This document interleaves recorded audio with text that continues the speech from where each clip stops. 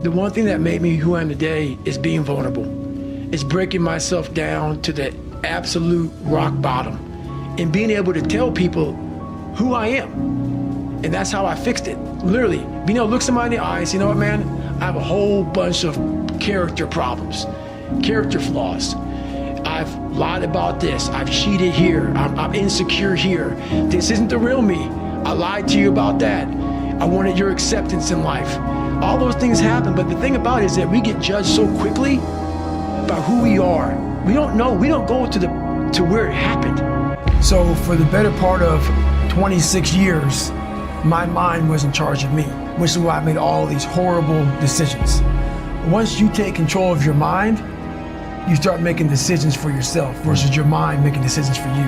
That foundation of life that I didn't have, that's how it started off for me, and it's progressively got worse. So when you have a horrible foundation, it's like building a house on a fucked up foundation. This is what you're gonna get.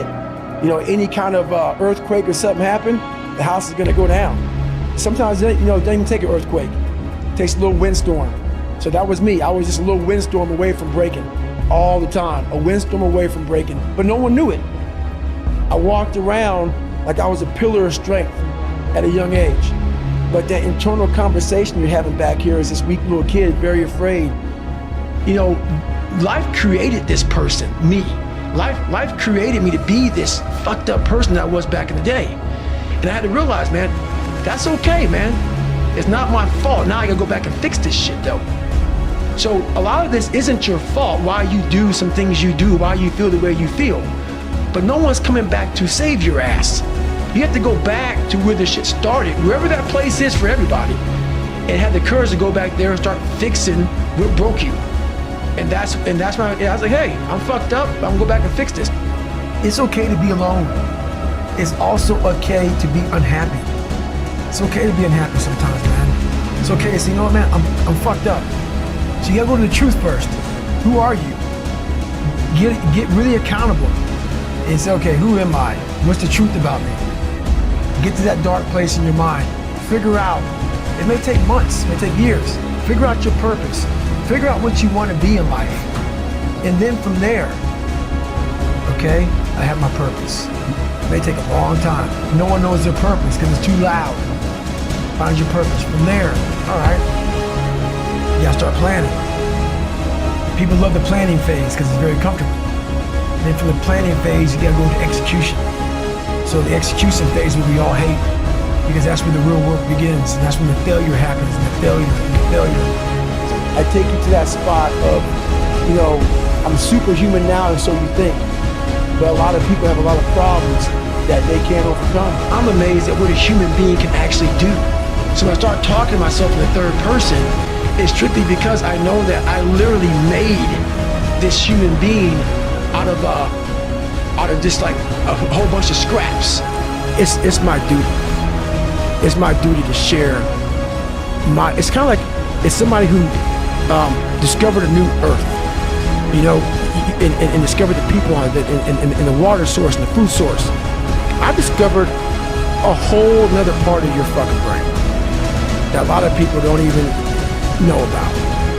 It's my job by being on this journey, being the discovery person, and being the person that maybe I didn't discover this part. I discovered a very important part that I haven't met many people that have discovered this part. But I'm sure there's a lot out there. But it's my job now to take these weak people in the category that I was in and say, stop reading the bullshit. Stop listening to the bullshit. I was knocked out in the 12th round of a 15-round, heavyweight bout. I was knocked out. But what happened was, in the 12th round, when the challenger turned his back on me, I was getting the fuck up. And I got up and won the next 3 rounds and knocked that motherfucker out in the 15th round. I was hurt, man. Like, literally, I had to overcome so much those first 26 years of my life, and I still do every day today. It's not over. No matter what's in front of you, man, you have to face, you have to confront, you have to overcome and move forward. So my father, my learning disabilities, all these things I went through in life, stuttering, had so many different issues, failing, I had to overcome them, or they would have overcame me. Yeah, those scars are real. Those scars are proof that, you know, your past is real. So they're never gonna go away. I own them, but I'm proud of my childhood. I'm proud because without all of these lessons in life, and everybody says this bullshit, I mean it. I mean it, because I was able to look at my childhood and how I grew up as the ultimate training ground for my life.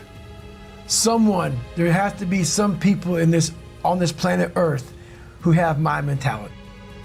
As gross as it is to some people, and as far off as it is and not understood, there has to be some people like me on this planet Earth. Has to be some warriors out there that are able to take this mindset and do something with it.